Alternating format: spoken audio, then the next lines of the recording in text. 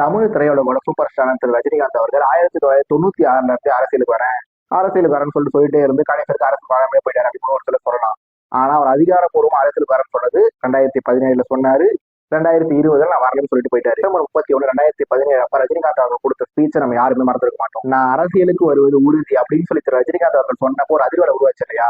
அந்த மாதிரி ஒரு அதிர்வலை திரு ரஜி அவர்கள் அரசியலுக்கு வந்து 2 வருஷம் எப்படி உருவாயிருக்கான்னு சொல்லி அவங்களோட ரசிகர்களே முடிவு பண்ணிக்கிட்டோம். இதனைத் தொடர்ந்து திரு ரஜினிகாந்த் அவர்கள் ஏசி சண்முகம் அவங்களோட காலேஜில் பேசினதாகட்டும், ஸ்டெர்லைட் பிரச்சனையின் போது அவர் பத்திரிகையாளர் முன்னாடி பேசின விஷயமாகட்டும், ஈழத்தமிழ் விடுதலையை பத்தி அவர் சொன்ன விஷயமாகட்டும், பெரியார் அவர்களை மையமா வச்சு ஒரு பிரச்சனை வரும்போது சாரி என்னால மன்னிப்புலாம் கேட்க முடியாது அப்படின்னு சொன்னதாகட்டும், எந்த ஒரு இடத்துலயுமே திரு ரஜினிகாந்த் அவர்கள் பிரஸ் சந்திக்கிறதுக்கு பயந்தது கிடையாது, தன்னோட கருத்துக்களை சொல்றதுக்கு பயந்தது கிடையாது.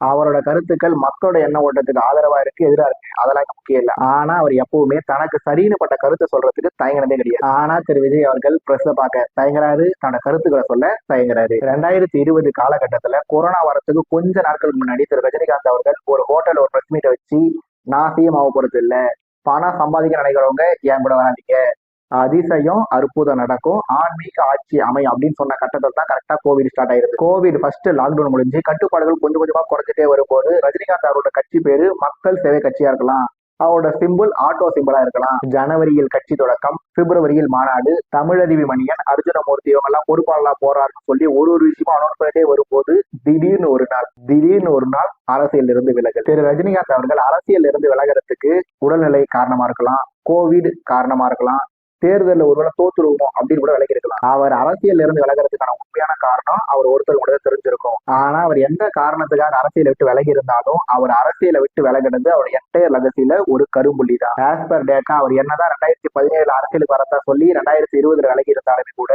முன்னாடியே சொன்ன மாதிரி 1996 இருந்தே அவர் அரசியலுக்கு வராருன்னு சொல்லி ஒரு பில்டப் இருந்துட்டே இருந்தனால என்னப்பா அவர் இவ்வளவு பில்டப் கொடுத்துட்டு கடைசியில ஒண்ணுமே எல்லாம் புஷ்பமா போயிட்டாரு அப்படின்ற விமர்சனம் அவரோட வாழ்நாள் முழுக்க கண்டிப்பாக இருக்குதான்.